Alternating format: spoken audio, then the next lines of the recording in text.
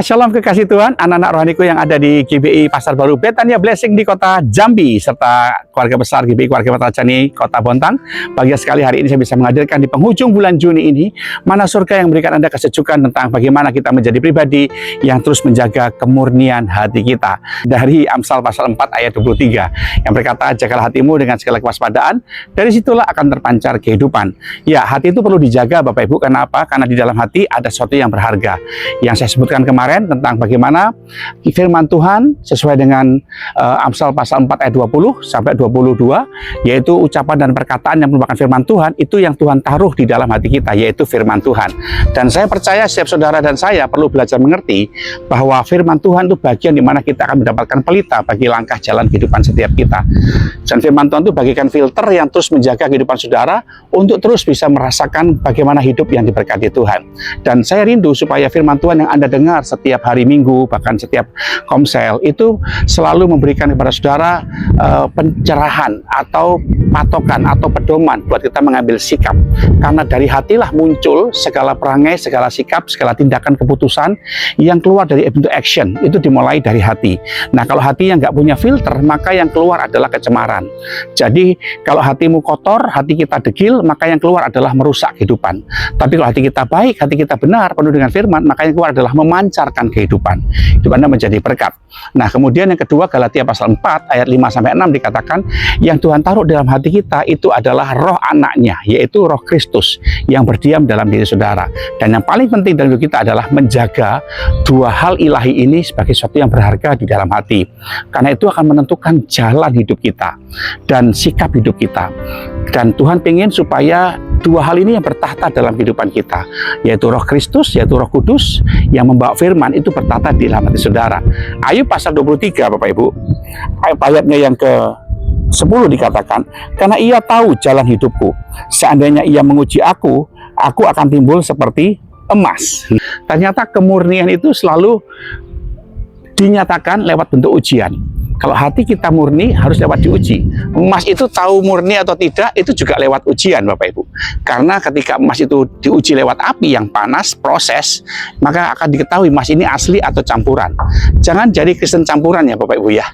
Jadilah Kristen yang murni. Kristen campuran itu bagikan emas yang campuran, dicampur tembaga, ya dicampur perak, jadi nggak ada kemurnian, jadi dia nggak lentur lagi. Dan untuk mengetahui dia murni atau tidak, ya diuji lewat api.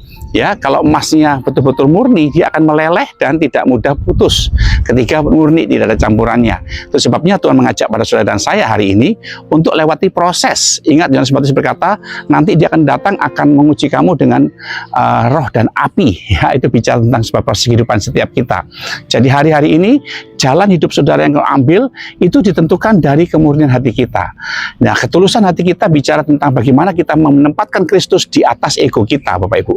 Karena musuh terbesar kita bukan setan. Setan sudah dikalahkan Tuhan Yesus di kayu salib 2000 tahun yang lalu. Tapi musuh terbesar kita adalah itu yang namanya ego itu. Karena ego itu yang selalu akan menjadi kendala buat saudara menguasai hatimu dalam segala kemurnian. Ayo kekasih Tuhan, hari ini biarkanlah Tuhan membiarkan Anda masuk ke dalam proses untuk mengetahui sejauh mana engkau murni ikut Tuhan. Ada banyak orang ikut Tuhan hatinya nggak murni karena pengincar berkat yang Tuhan punya. Ya, kita ikut Tuhan bukan karena dia ada apa-apanya. Kita ikut Tuhan karena memang kita mengasihi dia apa adanya dengan segenap hidup kita. Jadi Tuhan percayakan Anda berkat, puji Tuhan. Anda belum dipercayakan berkat, juga harus puji Tuhan. Jadi jangan ngambek jadi orang Kristen ketika engkau ikut Tuhan, Tuhan belum berkati saudara. Karena itu mah ujian proses kemurnian hati. Kau itu murni ikut aku atau enggak? Itu sebabnya Tuhan mengajarkan kepada saudara dan saya hari ini untuk bisa belajar mengerti bagaimana kemurnian hati itu diuji lewat proses hidup kita. Ada orang yang sakit bertahun-tahun tapi tidak kunjung sembuh kayak saya. Hatimu murni enggak ikut Tuhan?